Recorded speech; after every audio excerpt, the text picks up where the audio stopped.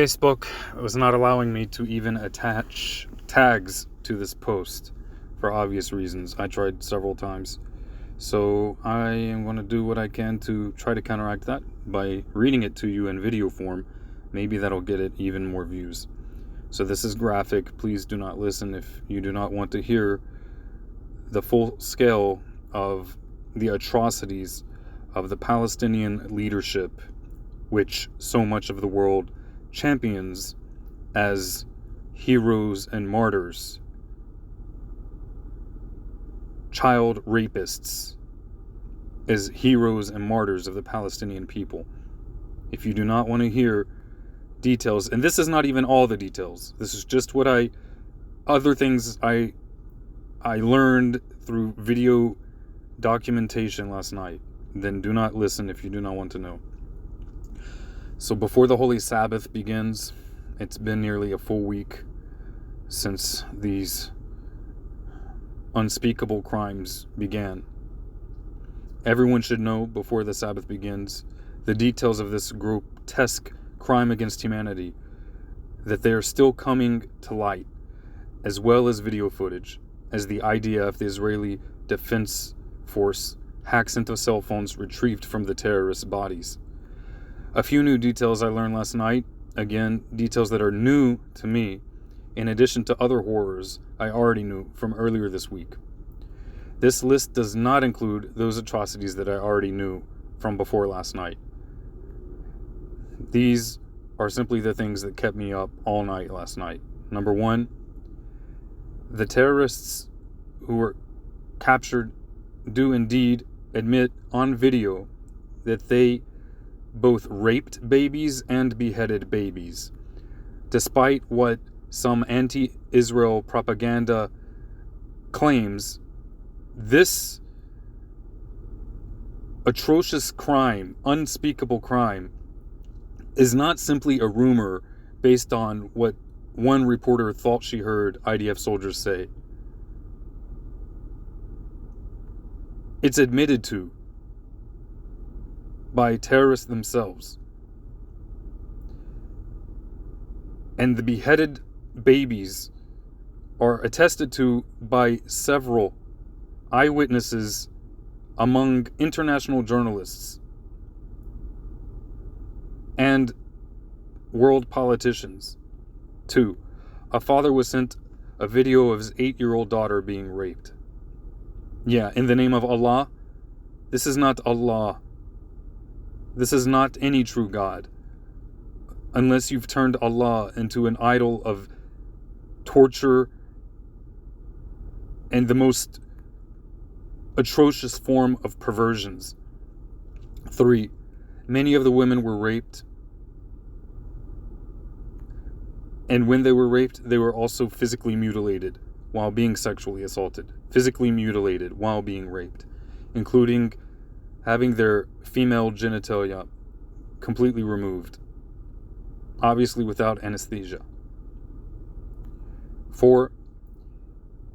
Many of the victims were not only decapitated, but were also dismembered, cut into pieces. I have no idea if they were alive while this happened, but you can only imagine. 5. Despite what genocidal Palestinian propaganda claims, there is indeed plenty of clear video documentation that people were burned alive, including babies. I saw enough of it last night to last me a lifetime, and I don't need to see any more. 6. Children were tied together and forced to watch their mothers being mutilated and raped to death before their eyes, before the eyes of babies. 7. Some civilians were forced at gunpoint to assist the terrorists in murdering family or neighbors. In the video footage I saw, a young teen was forced to go door to door to trick his neighbors into coming outside for their slaughter. 8. Some women were murdered via sexualized impalement. And I'm very sorry to have to write, in this case also say, these things, but the world must know. Again, there's a startling amount of well-documented evidence for all these accounts, innumerable eyewitnesses video documentation retrieved from victims, retrieved from terrorists, video publicized online by the terrorists themselves and those who love them and laud them as servants of God, heroes of the Palestinian establishment.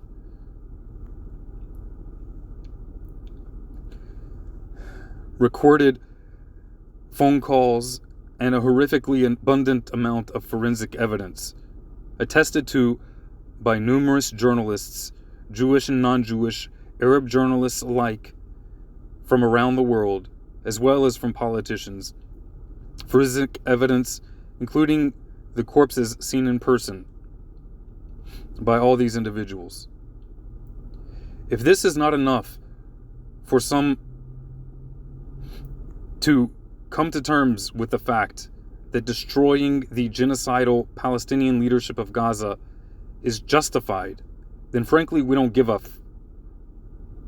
Whatever retaliation European nations, the US or the UN may threaten Israel with, should not stop Israel from fighting for their lives. Anything that the European nations, the US or the UN may threaten the Jewish people with cannot possibly be any worse than what our people have already suffered and have been suffering all along, albeit at a far less astounding extent. It's time the world realized that the Palestinian establishment, not every single individual, but the Palestinian establishment, is a culture and identity founded first and foremost not on land or indigenous culture, to the contrary, but on raw, irrational, genocidal Jew hatred and religious determination for the extermination of the only continually living culture indigenous to this land, the land of Israel. And that culture is the Hebrew culture, the culture of the Jewish people and of the Samaritans. Am Yisrael Hay, the people of Israel live. ואלוהי ישראל חי וקיים, נאמן לבריתו ולעמו ולאבותינו, אברהם, יצחק ויעקב.